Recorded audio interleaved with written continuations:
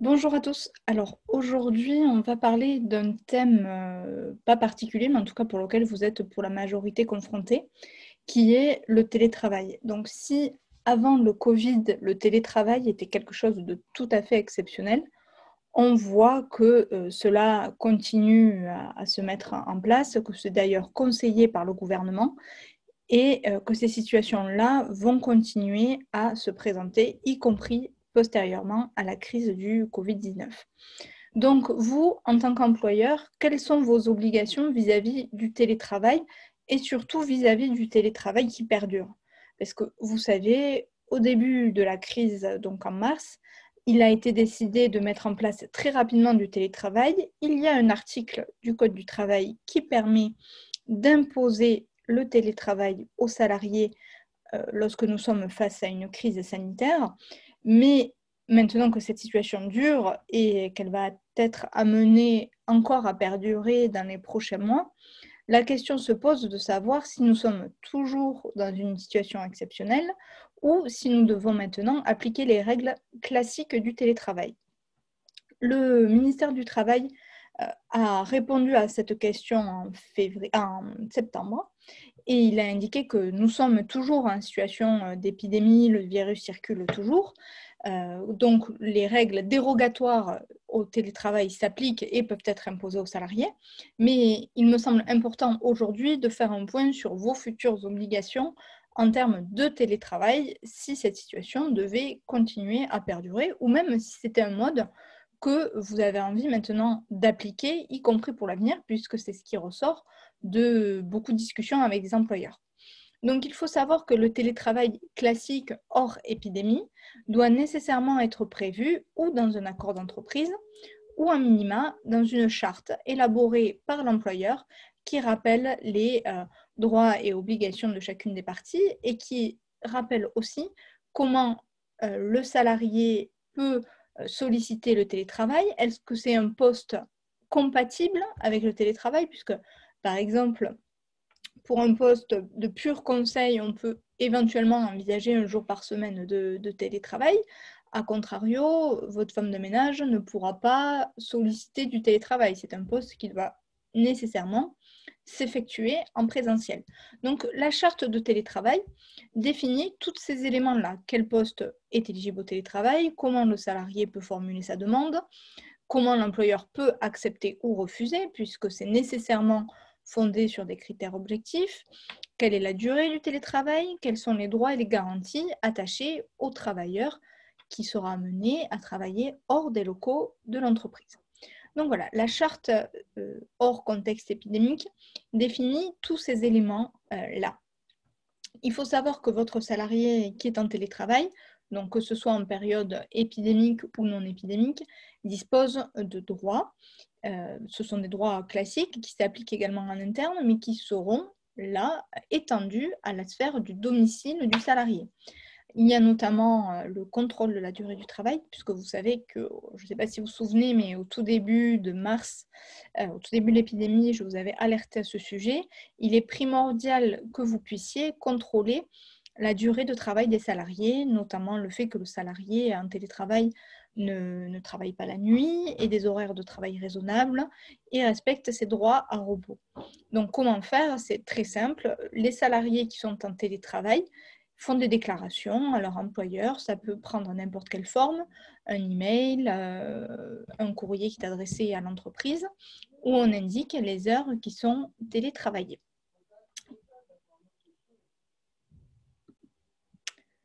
Au-delà des obligations relatives à la durée du travail, le salarié doit travailler dans un environnement qui protège sa santé et sa sécurité.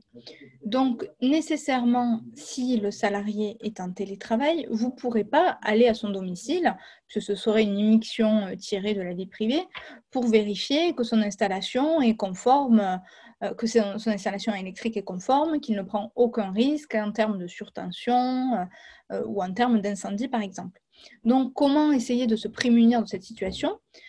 Pour les entreprises qui ont déjà mis en place du télétravail depuis un petit moment, il est possible de demander des attestations sur l'honneur. Dans le cadre de cette attestation, le salarié fera une attestation sur l'honneur indiquant que l'installation électrique de son habitation est conforme. Et ça vous permettra, vous, de justifier que vous avez rempli votre obligation de sécurité, ou en tout cas tenter de la remplir, puisque vous ne pouvez pas aller vérifier sur place les installations électriques du salarié. Je vous conseille également de demander une attestation d'assurance au salarié, indiquant que dans le cadre de son assurance habitation, il est couvert au titre du télétravail. Donc, normalement, c'est inclus, mais il est bien d'ajouter cette pièce au dossier du salarié, notamment en cas de risque d'incendie, par exemple, si un incendie se déclarait pendant que le salarié était en télétravail à son domicile. Donc, ces éléments étant précisés, il faut vous rappeler que vous, en tant qu'employeur, votre obligation de sécurité, qui est une obligation de résultat pour l'employeur, n'est pas moindre parce que le salarié est en télétravail. Vous avez exactement les mêmes obligations en termes de droit au repos, de droit à la santé et à la sécurité de vos travailleurs. Et c'est dans ces conditions qu'un salarié qui se blesserait pendant son temps de travail à domicile bénéficierait des dispositions relatives aux accidents du travail. Donc, c'est pour vous indiquer que voilà, tous ces éléments doivent être encadrés justement pour protéger votre obligation d'employeur à ce sujet. Une fois que ces éléments sont précisés, il y a l'autre point qui est l'indemnisation du salarié qui est en télétravail. Puisque voilà, le salarié en télétravail, vous avez deux options. Soit il utilise des documents informatiques ou les ordinateurs appartenant à l'entreprise, soit il utilise son matériel personnel, son ordinateur, sa connexion Internet, sa pièce de bureau, son bureau, sa chaise. Donc, dans ces conditions-là, comme le salarié met à disposition ses outils personnels en vue d'une utilisation professionnelle, il a droit nécessairement à une indemnisation. Donc, dans le cadre de la crise du Covid, peu d'entreprises l'ont mis en œuvre, mais il faut savoir que c'est une demande qui peut être formulée par les salariés. L'URSSAF a à ce sujet fait état d'un barème. Donc, vous avez deux possibilités pour indemniser la suggestion de l'utilisation d'outils personnels par le salarié. Vous pouvez allouer au salarié une indemnisation forfaitaire. L'URSSAF préconise une indemnisation à hauteur de 10 € par mois, par jour de télétravail pour compenser l'utilisation d'outils personnels. Donc, si votre salarié est en télétravail 2 jours par semaine, il aura droit à une indemnisation forfaitaire de 20 € pour l'utilisation de ces outils. Vous pouvez, à contrario, mais ça, je vous le déconseille vraiment parce que ça peut être sujet à contentieux dans le cadre de contrôle URSSAF, vous pouvez prévoir une indemnisation au réel. C'est-à-dire que vous allez devoir évaluer combien au réel coûte la connexion Internet du salarié dans le cadre de l'utilisation professionnelle, combien coûte l'utilisation de sa chaise, de son logement, de l'utilisation de son ordinateur. Et par rapport à ça, ça va vous donner une indemnisation que vous pourrez donner au salarié. Alors, elle sera peut-être plus élevée que le barème forfaitaire, mais il faut savoir qu'en cas de contrôle URSSAF, vous devrez impérativement avoir tous les éléments de preuve vous permettant de justifier votre calcul. Donc, c'est nécessairement plus facile pour l'URSSAF de remettre en cause cette indemnisation forfaitaire et donc de vous redresser sur ce fondement-là. Donc, voilà. J'ai pu vous rappeler, on va dire, d'une manière un peu rapide et j'espère synthétique, les règles qui s'appliquent aujourd'hui au télétravail. Si vous envisagez de pérenniser cette situation-là, vous serez nécessairement obligé de conclure cette charte, une charte de télétravail ou un accord d'entreprise selon votre situation. Et justement pour légaliser cette situation et pour ne pas encourir de contentieux prud'homal ou de difficultés. Par exemple, si jamais vous voulez remettre en cause le télétravail qui a été 1 jour par semaine, vous voulez finalement que le salarié revienne en entreprise, il faut que tous ces éléments-là soient encadrés.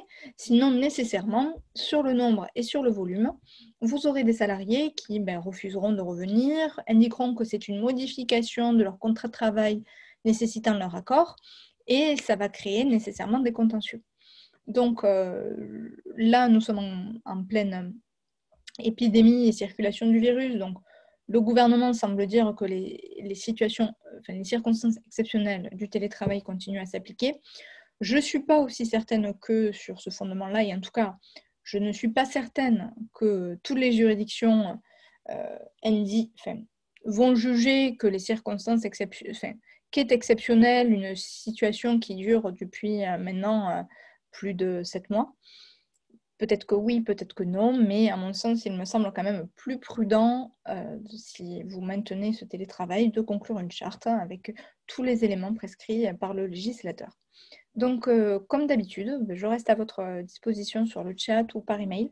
Si vous avez des questions à ce sujet, n'hésitez pas et je vous y répondrai avec plaisir. Je vous dis à bientôt. Au revoir.